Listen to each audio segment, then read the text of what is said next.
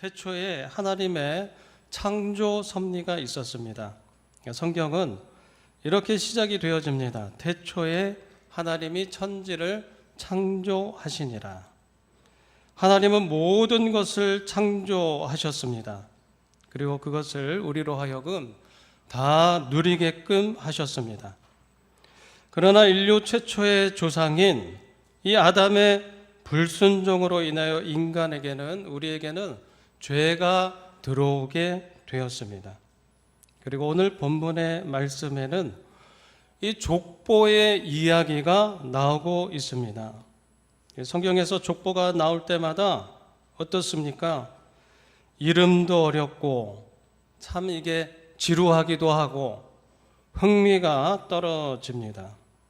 하지만 족보는 그 안에 많은 그러한 정보를 가지고 있습니다. 족보라는 것은 한 가문의 내력을 보여줍니다. 특별히 구약 성경의 족보는 우리 인류의 모든 내력을 보여주고 있습니다. 처음에 이 성경을 우리가 의미 없이 읽을 때는 이 족보가 잘 눈에 들어오지가 않습니다. 어렵죠. 낯설고 불편하고 이름만 나오기 때문에 따분하기도 합니다.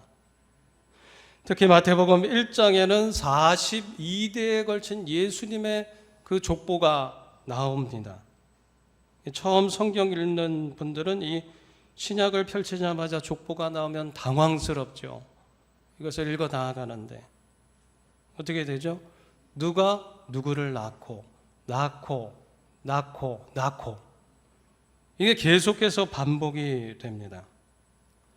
하지만 성경을 한 번 읽고 또 읽고 또 두 번 읽고 세 번 읽고 이렇게 하다 보면 이 어렵던 예수님의 족보에도 아는 이름들이 나오기 시작합니다. 또 여러 번 읽다 보면 이 예수님 족보의 특이한 점들도 발견하게 되고 또 읽다 보면은 이 족보 안에 여인들의 이름이 있다라는 것을 알게 됩니다. 도대체 이 여인들은 누구길래 이 족보 가운데 기록이 되어졌을까? 이게 궁금하기도 하고 이 여인들에 대해서 찾아보기도 합니다. 그래서 족보를 보는 재미가 또 어떻게 보면 쏠쏠하게 오게 됩니다. 오늘 우리가 읽은 이 창세기 5장 말씀을 보았는데 여기는 성경에 나오는 처음 족보의 이야기입니다. 성경에서 처음은 굉장히 중요한 의미를 가지고 있습니다. 이 족보에서 우리는 두 부류의 사람을 볼 수가 있습니다. 만나게 되는데 어떤 사람들입니까? 첫째 부류의 사람은 하나님을 떠난 사람들. 우리가 이 족보에서 보게 되는데 첫째 부류의 사람은 하나님을 떠난 사람들을 우리는 볼 수가 있습니다. 창세기 4장에도 이 짧은 족보가 나오는데 4장 16절에서 17절 말씀을 같이 한번 보도록 하겠습니다. 가인이 여호와 앞을 떠나서 에덴 동쪽 롯 땅에 거주하더니 아내와 동침함에 그가 임신하여 에녹을 낳은지라. 가인의 족보 에녹을 낳은지라. 먼저 4장에 나오는 이 가인의 족보는 하나님을 떠난 사람들, 그 하나님을 떠난 사람들의 족보가 나오고 있습니다. 가인은 하나님을 떠났지만 그 죄로 인해서 하나님을 떠났지만 하나님은 그에게 기회를 주셨습니다. 돌아오라. 용서해 주시려고 했지만 이 가인은 돌아오지 아니하고 결국에는 성을 쌓았다라고 말씀하고 있습니다. 에덴 동편 롯 땅에 성을 쌓았다. 창세기 4장 17절에 그렇게 기록이 되어집니다. 우리 같이 한번 보도록 하겠습니다. 아내와 동침함에 그가 임신하여 에녹을 낳은지라. 가인이 성을 쌓고 그의 아들의 이름으로 성을 이름하여 에녹이라 하니라. 가인이 성을 쌓았다. 떠나서 가인이 성을 쌓고 그 성을 이름하여 에녹이라 하였다. 여러분이 성을 쌓았다라는 것은 이 세계와의 단절을 의미합니다. 또 더 나아가서는 하나님과의 단절을 의미하고 있습니다. 그들이 그렇게 단절했다고 해서 성을 쌓았다고 해서 문명을 이루지 못한 것은 아닙니다. 문명을 그 안에서 그래도 나름대로 자기들이 문명을 이루어 나갑니다. 그러나 하나님과는 완전히 단절된 인생을 살아가게 됩니다. 하나님과 단절되었다라는 것은 이 예배 공동체를 떠났다라는 것을 말씀하고 있습니다. 여러분들은 오늘 이렇게 우리 힌돌교회 예배 드리러 오셨습니다. 하나님 앞에 나오신 줄로 믿습니다. 예배의 사람들인 줄로 믿습니다. 여러분, 우리는 예배를 살아가는 동안에 예배를 소중히 여겨야 합니다. 예배를 통하여 우리는 하나님을 만나게 되고 하나님의 말씀대로 살아갈 수 있게 되기 때문에 하나님의 뜻을 깨닫고 하나님을 만나는 자리이기 때문에 우리는 예배를 소중히 여겨야 합니다. 왜 우리가 하나님의 말씀대로 살아야 합니까? 하나님의 말씀은 우리의 인생을 이끌어 나아가는 나침판과도 같다. 지도와도 같기 때문에. 그렇기 때문에 우리는 말씀 안에 거해야 됩니다. 그래서 시편 기자는 이렇게 고백을 합니다. 주의 말씀은 내 발의 등이요 내 길의 빛이니이다. 하나님의 말씀이 내 발의 등이 되고 내 길의 빛이 되어준다. 우리의 인생길을 인도해 주신다라고 고백하고 있습니다. 우리가 말씀 안에 있을 때 주의 길로 다니게 되고 주의 길로 다닐 때 우리는 복된 인생을 살아갈 수 있게 됨을 믿으시기 바랍니다. 항상 예배를 소중히 여기시는 분들이 되시길 바랍니다. 사모하는 마음으로 하나님 만나는 마음으로 이 자리에 나올 때 하나님을 만나고 하나님의 뜻을 깨닫고 하나님의 음성을 듣게 될 줄로 믿습니다. 그런데 보면 우리가 이 말씀에서 보았지만 가인을 통해 보았지만 이 가인은 예배 공동체를 떠났다라고 말씀하고 있습니다. 이 예배 공동체를 떠난 가인의 족보, 하나님 앞에 나오지 않고 하나님의 음성을 듣지 않고 예배 가운데 나아가지 않고 그렇게 하였던 이 가인의 이 족보를 살펴보면 특이한 사람 한 사람이 나오게 되는데 우리는 그 사람을 주목해 보아야만 합니다.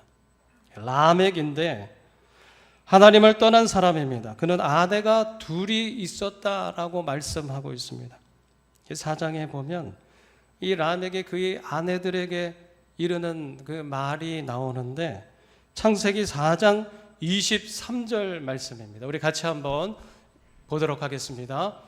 라멕이 아내들에게 이르되 아다와 실라여 내 목소리를 들으라. 라멕의 아내들이여 내 말을 들으라. 나의 상처로 말미암아 내가 사람을 죽였고 나의 상함으로 말미암아 소년을 죽였도다.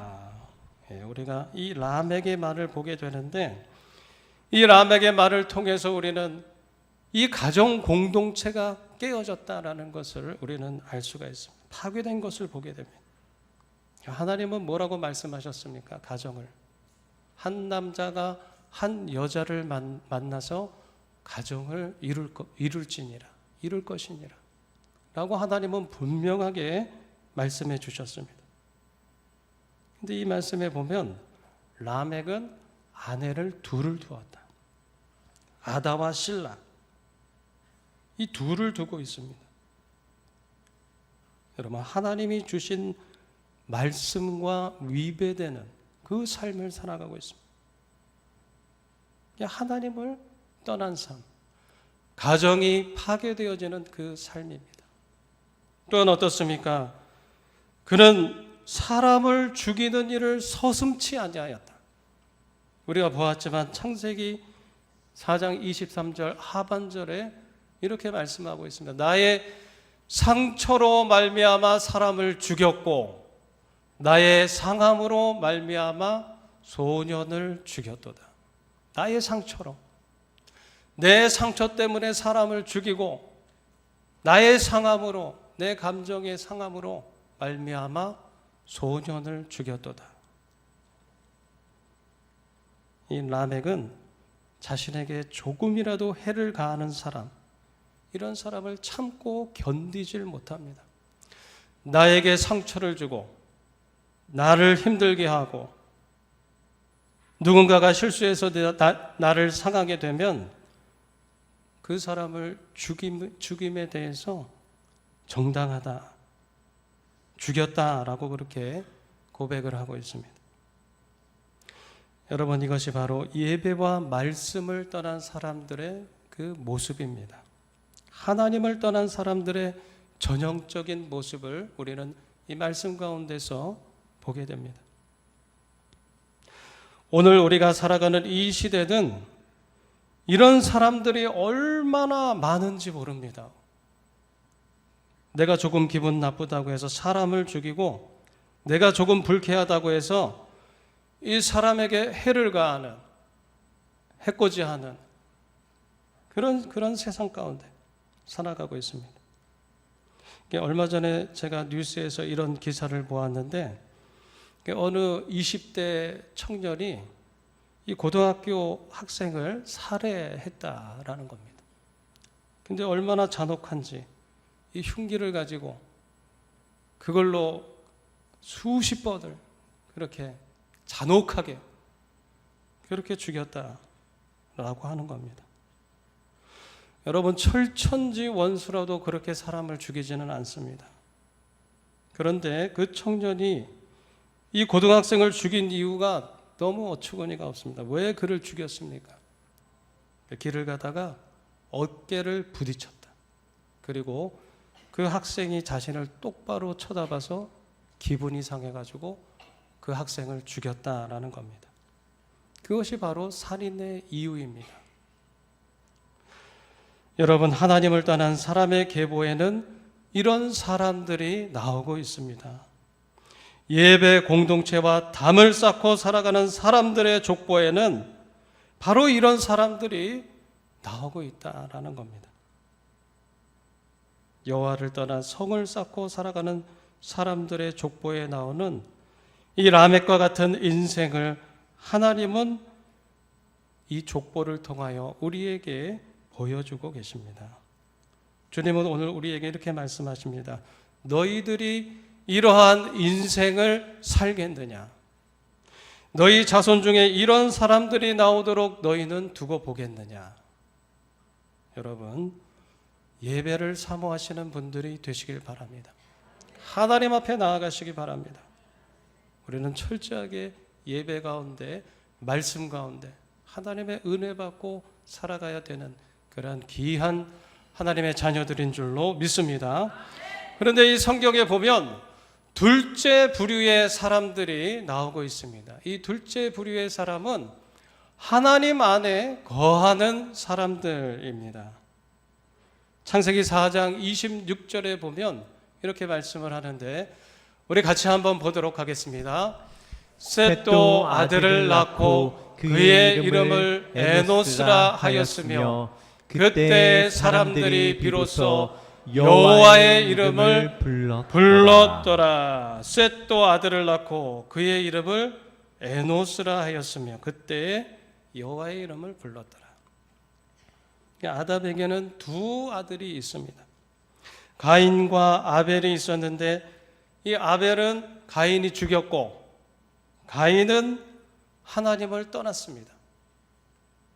가인이 하나님을 떠났다고 해서 가인이 이 아담의 자녀가 아닌 건 아니죠. 육신적으로는 아담의 자식입니다.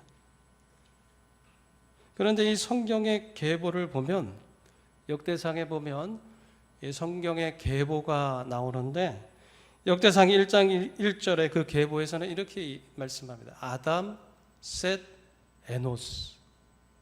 그러니까 아담 다음에 셋, 에노스. 아벨도 안 나오고 가인도 안 나옵니다. 아벨은 하나님께 올려져 갔고 가인은 하나님께서 이 믿음의 족보에서 제외시켰다라는 그 의미입니다. 이 가인은 이미 아담의 아들로서 혈통적 위치는 있지만 이 영적 위치에서 하나님이 그를 제하여 버리셨습니다. 아담, 셋, 에노스. 하나님이 가인과 그렇다면 아벨 대신에 주셨던 그 새로운 선물이 바로 셋입니다. 셋. 그리고 이 셋에게서 그 아들을 낳게 되는데 셋은 그의 아들을 그 이름을 에노스라고 이름을 짓습니다. 창세기 4장 26절에 보면 이렇게 말씀하는데 우리 같이 한번 보도록 하겠습니다. 그때 비로소 사람들이 여호와의 이름을 불렀더라. 그때 에노스 때 비로소 사람들이 어떻게 되었다? 여호와의 이름을 불렀더라. 여호와의 이름을 불렀다. 여러분 이것이 무슨 의미이겠습니까? 여호와의 이름을 불렀다라는 그 말은 그때 예배 공동체가 세워졌다. 예배 가운데 나아갔다라는 것을 의미하고 있습니다. 그들이 하나님 앞에 나아갔습니다. 예배 드렸습니다. 하나님을 만났습니다. 여러분 예배의 성공자들이 되시는 분들이 되시길 주님의 이름으로 축원합니다. 이 에노스 때에 여호와의 이름을 불렀다. 그리고 그 예배 공동체에 속한 그 사람들의 계보 가운데 특별한 한 사람이 나오게 됩니다. 누구입니까? 에녹입니다. 오늘 본문의 21절, 22절 말씀인데 같이 보도록 하겠습니다. 에녹은 65세에 무두셀라를 낳았고 무두셀라를 낳은 후 300년을 하나님과 동행하며 자녀들을 낳았으며 300년을 에녹은 65세에 무두셀라를 낳고 무두셀라 나온 후 300년을 하나님과 동행하였더라. 동행했다. 그는 하나님과 동행했으며 300년. 여러분 하나님과 동행했다라는 이 말, 이 동행이라는 의미가 무엇이겠습니까? 동행하는 것이 쉽습니까? 누군가와 함께 동행해서 가는 것이 쉽습니까? 여러분 한 부부가 있다고 생각하고 이 부부가 바닷가에서 손을 잡고 팔짱을 끼고 걸어갑니다. 얼마나 아름다운 모습입니까? 아름다운 동행 아닙니까? 봄바람이 부는 날 꽃잎이 이렇게 떨어질 때, 흩날릴 때 같이 그 길을 걸어갑니다. 얼마나 아름다운 모습입니까? 아름다운 동행입니다. 그런데 30분 또는 1시간은 걸을 수 있죠. 그죠? 1시간이 지나가고 2시간이 지나가고 2시간이 넘어가고 그러면 같이 걷다가 어떻게 됩니까? 서로의 생각이 달라지게 됩니다. 바뀌게 됩니다. 나는 좀 쉬고 싶은데 저기 벤치에 앉아서 좀 쉬었다 가면 좋겠는데 좀 쉬고 싶다라고 그러는데 뭐라고 합니까? 조금만 더 갑시다. 조금만 더 가봅시다. 저쪽에 가면 더 좋은 게 있을 수 있습니다. 더 가자라고 이야기합니다. 또 걷다 보면은 나는 좀 물이 마시고 싶은데 라고 말하면 뭐라고 합니까? 조금 전에 물 마셨잖아요. 왜 이렇게 그렇게 참지를 못합니까? 참을성이 없습니까? 라고 이렇게 이야기하지 않습니까? 핀잔 주지 않습니까? 여러분 그 부부가 끝까지 함께 걸어갈 수 있겠습니까? 둘이 손잡고 산책 나갔다가 좋은 마음으로 산책 나갔다가 마음 상해서 돌아올 때가 얼마나 많았는지 모릅니다. 이 동행한다는 것, 그것이 이만큼 어려운 것입니다. 서로의 마음을 이해하려고 헤아려야 합니다. 맞춰야 합니다. 내 욕심, 내 주장을 내세우면 안 돼요. 내려놓아야 합니다. 이렇게 하게 될 때 동행하게 됩니다. 여러분, 에녹은 이렇게 어려운 동행을 300년 동안 하나님과 함께하였다. 이 동행을. 내가 북쪽으로 가고 싶은데 하나님은 남쪽으로 가자라고 말씀하십니다. 동행하려면 어떻게 해야 합니까? 내 의지를 꺾어내야 합니다. 꺾어야 합니다. 나는 좀 쉬고 싶은데 하나님은 일어나라. 가자라고 말씀하십니다. 나는 힘이 넘쳐나서 달리고 싶은데 하나님은 잠시 멈춰라. 잠시 쉬어라. 라고 그렇게 말씀하십니다. 여러분, 이것이 바로 동행입니다. 함께하는 겁니다. 동행한다는 것은 내 의지가 없어지는 것입니다. 동행한다라는 것은 내가 죽어서 하나님이 영광 받으시는 것입니다.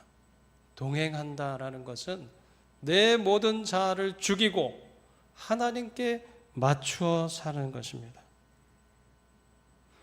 에녹이 무려 300년을 그렇게 하나님과 동행하는 삶을 살아갔다라는 겁니다. 여러분, 우리는 하나님의 백성들입니다. 하나님의 백성은 하나님과 동행하는 사람들입니다. 동행한다라는 것은 나를 내려놓는 겁니다. 이 시간에 나를 내려놓으시기 바랍니다. 나의 의지를 없애는 겁니다. 나의 고집을 내려놓는 겁니다. 내 뜻대로, 내 의지대로 자행자제하며 살아가는 것이 아닙니다. 그렇게 하면 동행할 수가 없습니다. 하나님의 뜻 가운데 살아가야 하는 겁니다. 그러할 때 아름다운 동행을 하게 될 줄로 믿습니다. 나를 내려놓음으로 주님과 동행하시는 분들이 되시길 바랍니다. 에녹은 이와 같이 하나님과 300년을 동행하였습니다. 내려놓고 하나님과 함께, 하나님과 동행하는 삶 다 내려놓으시기 바랍니다. 내 의지대로, 내 생각대로, 내 뜻대로 되는 것 하나 없습니다. 다 내려놓으시고. 그가 그와 같이 하나님과 에녹이 동행했을 때 어떻게 됩니까? 그 이후에 어떻게 됩니까? 그 후대에 노아와 같은 위대한 하나님의 사람이 나오게 되었습니다. 무슨 말씀입니까? 예배 잘 드리는 믿음의 가문, 하나님과 동행하는 믿음의 가문은 이런 아름다운 후손들을 만들어 나아가게 된다고 말씀하고 있습니다. 여러분, 하나님과 동행하시기 바랍니다. 우리는 어떤 계보에 속하시기를 원하십니까? 내 자손 가운데 라멕과 같은 사람이 나와서는 안 되지 않겠습니까?